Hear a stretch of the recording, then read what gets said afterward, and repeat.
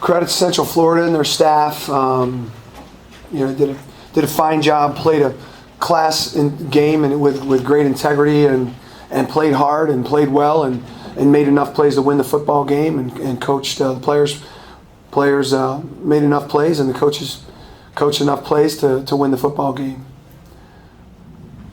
I'd like to also thank UConn Nation for coming out. It was a great crowd today.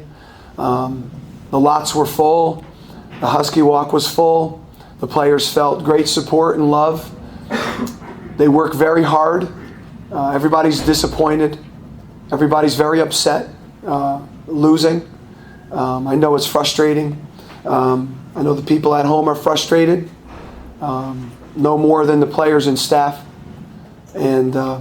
But I do want to thank and acknowledge all those people that came out on a foul weather day to support the team.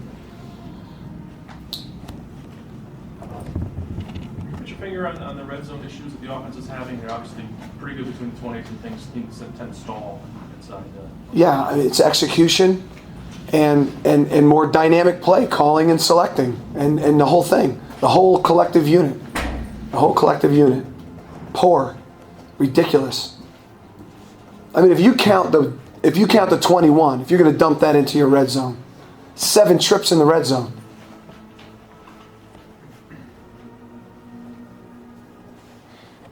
Seems as though you really did have a command of the game up until about the first half, and then of course started to slip in the second. I mean, what are some of the reasons you think that is? Having difficulty making stops, the offense? The one piece is you can't give up points in the final 2 minutes of a half. That was a big deal. That was a big moment. We let the balls. We got to let the proverbial rope slip out of our hand a little bit there in the final minute and a half of the half, and it's a different ball game. So, I'm not, so much. Obviously the offense was very different in the second half than they were in the first half. There's no doubt about that. But we can't give up points right there at the end. It can't happen. So the challenges about the quarterback like Milton that he brings to you. He's just athletic, running around, chucking it up in the air. You gotta make plays. I mean, it's balls in the air, hanging up there. Just drive on it, attack it, and pick it off. I mean, you're in position. Just drive on the ball, pick it off. Here we go. We got no turnovers tonight. We didn't give it away. We didn't take it away. And there was a lot of opportunities out there to go take it away. Ain't no doubt. It would have been a difference in the game. That was a big, big deal today. Not being able to take that football away with the way that it was hanging up all over the place.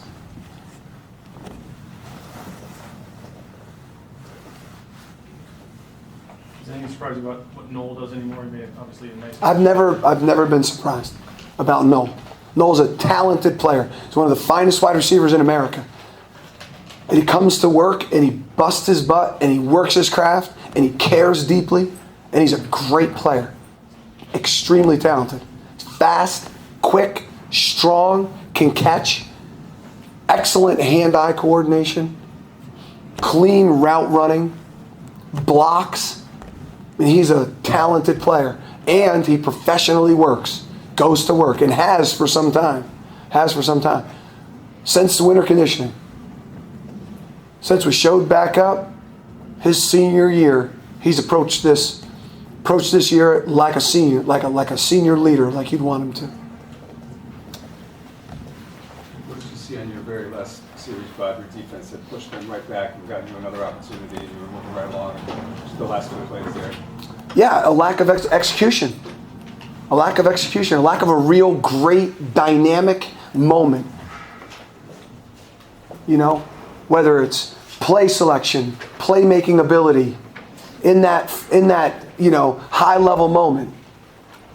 First and second down in the field zone, everybody's just operating. You get down there in the red zone and the game's on the line, it's like you're the pilot of the space shuttle and you're re-entering the atmosphere. It's a big deal. It's a much greater challenge than flying a propeller plane at 10,000 feet. That's the next step. executing, winning these games. Disappointing loss. How do you address that now moving forward and becoming a better team executing in red zone? There's only one way that I know to address anything. So I know what we're going to do as a football family. I can say that collectively. Whether you like it or not, I can tell you what we're going to do. We're going to go back to work. We're going to mourn this sickening loss for the 24 hours. Just like we celebrate for 24 hours, we mourn for 24 hours, and then we're going to move on. Because you got another opportunity to hit the field and coach the players that you love. And they've got another opportunity to put their helmets on and go to practice and run around the field in the game that they love. Guys that have that in their DNA, they'll continue to improve. Guys that don't have that in their DNA, they're gonna continue to fall by the wayside during this adverse time. 3-5 is not a representation of the work, the investment, the improvement that we've made as a program. That's the worst part. Because winning these games is the main thing. I got that. I'm not an idiot. I understand that. We got to win the games. But these guys have done so much. They've come so far. The staff is trying as hard as it possibly can. And in the games, in 5 of them, it hasn't been enough. I take full accountability for that. Jim, how are we going to do it? We'll go back to work. Work a little harder. Wake up a little bit earlier. Stay a little later. If it's possible, we'll see. Again, another human experiment. Take another step there. Try to find some plays. Try to find another way to communicate to the players to get more plays made. On their end, they'll keep giving and doing it the right way. Going back to work and working hard is the only solution that I know. And doing it the right way, with class and integrity and character and care and love, communication, trust, togetherness. So that's what I'm going to do. That's the unit that I'm going to lead. That's the team I'm going to lead. And they're all going to do the same thing. And we're going to get better. Are you afraid of ever icing the kicker when you do some of the fake field goal stuff, but then line up? Was Bobby I don't know if he was frozen or something when you... I don't think so. I mean, I can't speak to how Bobby feels. We do it every single day. We actually never go to a field goal period and don't mechanically do our small shift trades and motions. If he articulates that to you, then obviously I'll listen. I'm not obtuse but it's never been said to me, and we do it every day. So I don't think so. Sorry, I heard you warming up, but it's just another week away. Yeah, I mean, it was day to day. I don't think that he was definitely functional today, but he wouldn't have been at his best. And I don't think there's anyone else really to talk about. To go that other note, I'll meet here in a few minutes with that group, the sports performance team. But it didn't look like it looked like a pretty clean game that way. Thank God. Over to the left side, just give him a little bit more experience to Matt.